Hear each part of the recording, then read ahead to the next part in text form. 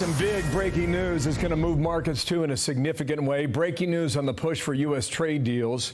President Trump says that talks with the European Union are hitting a brick wall and is now looking to take action. He said this about an hour ago, quote, "Our discussions with them are going nowhere. Therefore, I am recommending a straight 50% tariff on the European Union starting on June 1, 2025. That's about 9 days from now. There is no tariff if the product is built or manufactured in the United States." And Treasury Secretary Scott Bessent here exclusively. And good morning to you, Mr. Secretary. And thanks for being here. Morning, Bill. On what has turned out to be a rather busy news day. And good morning to you. You were just in Canada the last few days meeting with members of the G7, the EU, and I want to get into all of that. But with regard to this move on the EU, how bad was the conversation in Canada to lead to this? Well, the conversation in Canada was fine. The problem is the lead up to that.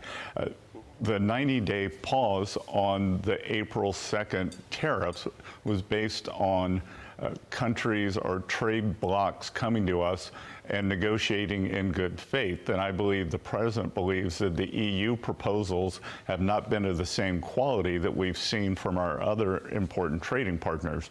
I've said there are 18 important trade deals that we have to do. I'm working mostly on Asia, and that group has move forward with some very interesting proposals. They're negotiating in good faith. We've already inked a deal with the UK. I think there are a couple more coming in the near future. So I think this is in response just to the EU's pace. Let me get back to that in a moment. I mentioned June 1st is 9 days away. Is there an opportunity for negotiations in these 9 days? Well, I'm not going to negotiate on TV, but I would hope that this would light a fire under the EU, because, Bill, I've said before, EU has a collective action problem here. It's 27 countries, but they're being represented by this one group in Brussels. So some of the feedback that I've been getting is that the underlying countries don't even know what the EU is negotiating on their behalf. On Apple, there is more news, too, on that, okay? Here we go. On Truth Social an hour ago, I've long informed Tim Cook of Apple that I expect their iPhones will be sold in the United States of America, will be manufactured and built in the U.S., not India or anyplace else. If that's not the case, a tariff of at least 25% must be paid by Apple to the United States. So we've got two tariff threats in about 10 minutes' time. I understand that Tim Cook was at the White House this week.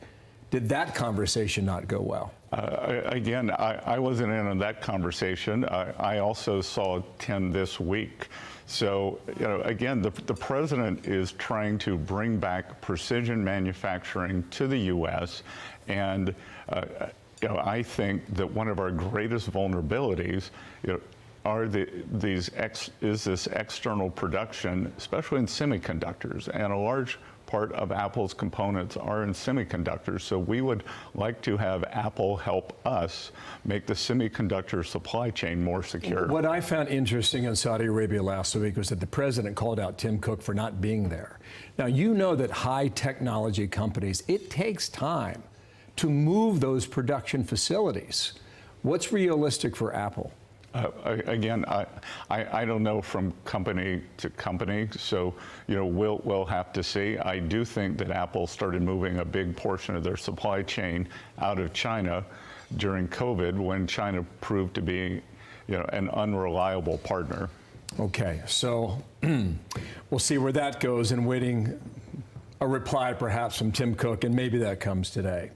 On the big, beautiful bill, it passed in the House, but it only passed by a single vote. And some suggest that now's the hard part. Here's Senator Ron Johnson out of Wisconsin on what's expected next on the Senate side. I've already said it, in its current state, is completely unacceptable to me. What was not even brought up in the House debate are the numbers we ought to be considering. The president said that he wants this passed ASAP. Are you worried that he's going to be upset at the Senate? I couldn't care less if he's upset. I'm concerned about my children, my grandchildren, and the fact that we are stealing from them. As you listen to that, it's going to be a battle. How much change can the president accept on the Senate revision? Well, I think we're going to see. The House had been working on their bill for a year, and I know the Senate led by Leader Thune, is going to take this up immediately. And I'm not expecting that there's going to have to be that much change. And I respect Senator Johnson's position that we do have to get our finances in order, and that's a combination of controlling spending but also growing the economy. We did not get into this fiscal mess overnight. This has been a long process. We're not going to fix it overnight. I'm aligned with Senator Johnson on fixing it. I think we've just got to be careful on the timing. You mentioned economic growth in your comment there. This bill adds trillions to our debt. How is that acceptable to this administration? Well, again, you're referring to the CBO scoring, I believe, which is tenure scoring, and it's DC style scoring.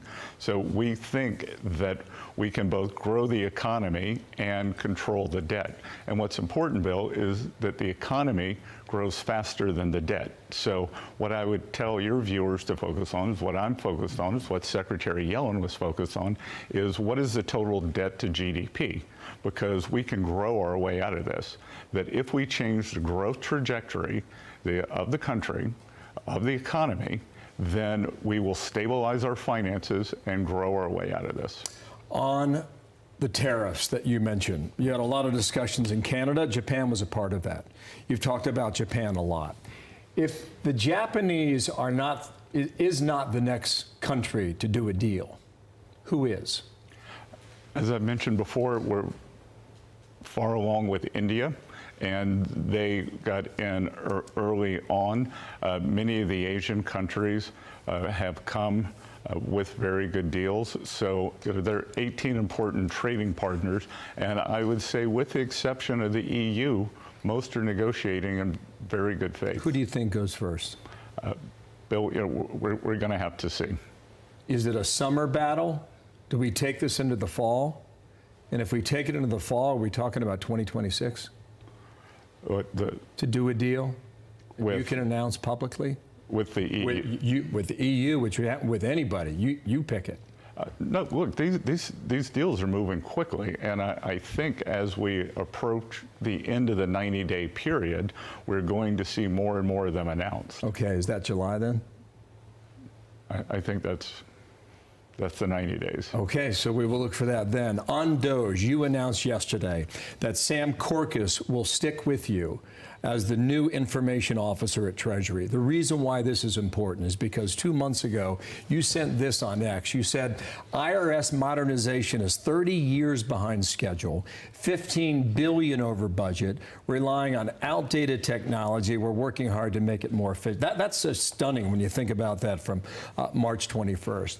How long before the IRS is in the year 2025 then? Well, we got to get them into the 21st century first, because this modernization project, I believe, started before Sam was born. I believe the project started in 1990.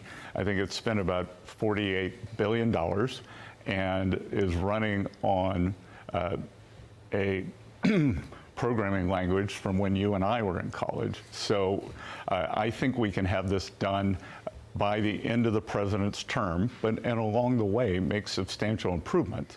You know, if we were to look, the IRS makes about as many payments as a mid-sized U.S. bank. A mid-sized U.S. bank does it with 10% of the people and with 10% of the cost. So my priorities at the IRS are collections, privacy, and customer service. And I think that this modernization that we're doing in the IT stack is going to increase all three. So the point on that then would be, even though DOGE is not in the headlines, DOGE is not dead. Well, the point, Bill, is that this DOGE effort is one of the most important efforts of my lifetime. And what I am committed to doing is not letting the bureaucracy slow it down too much. That Elon Musk is one of the premier, or probably the premier businessman of this generation. He launched this thing or launched this cost-cutting program. And if we go back to Senator Johnson, that we need to get the cost under control, but we need to get government efficiency under control. We need to make the government work better for the American people. And at Treasury, we are committed to doing that with the IRS. Okay, so we'll see where that goes. I got about 30 seconds left. The penny will cease production next year. You have said the dime is still profitable, which was a comment that really struck me. But the nickel is not. Would you phase out the nickel next? Bill, I think we can retool the nickel and change the composition of the alloys so that a nickel is worth a nickel, because the penny, I think, was costing us 3.6 cents to make, which even in Washington math isn't a good deal. I get it. Thank you for your time. We are 2 minutes away from the opening bell. Good to see you. Yeah, good to see you as well. And futures are trading well to the negative side, so we'll see where we end up. Thank you. We'll stay in contact. Good. Thanks. Thank you. Scott Bessent. I'm Steve Ducey. I'm Brian Kilmeade. And I'm Ainsley Earhart. And click here to subscribe to the Fox News YouTube page to catch our hottest interviews and most compelling analysis.